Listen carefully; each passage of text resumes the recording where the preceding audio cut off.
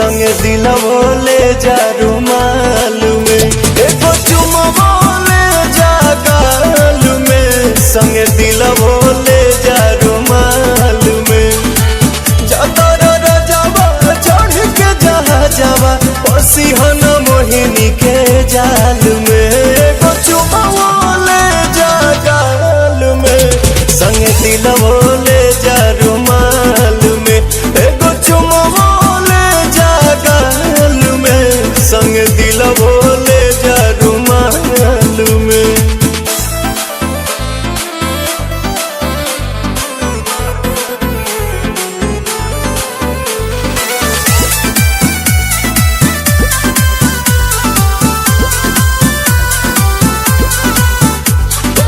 चरा प हमरा तू साइन पिया, कोनो दोसरा प मर बनलाइन पिया।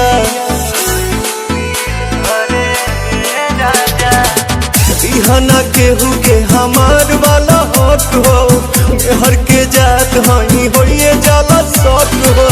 सातो बचनवा न भोली हो सजनवा, लजिया बचैहा हर हाल में, एगो चुमवो ले जा गाल में, संगे दिलवो ले जा रुमाल में, एगो चुमवो ले जा गाल में, संगे दिलवो ले जा रुमाल में।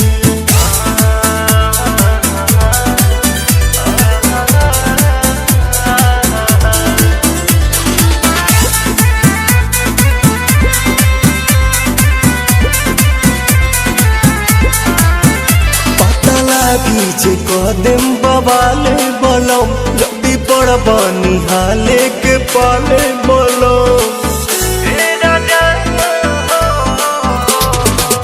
आँखी में हमरा जे आवे दे बयासु, कालम जहरिया ए पवन प्रियांसु। कमे कमाई हो यानी मन से रही हा, आवे बदला नहीं चाल में, एगो चुमवो ले जा गाल में, संगे दिलवो ले जा रुमाल में, एगो चुमवो ले जा गाल में, संगे दिलवो ले जा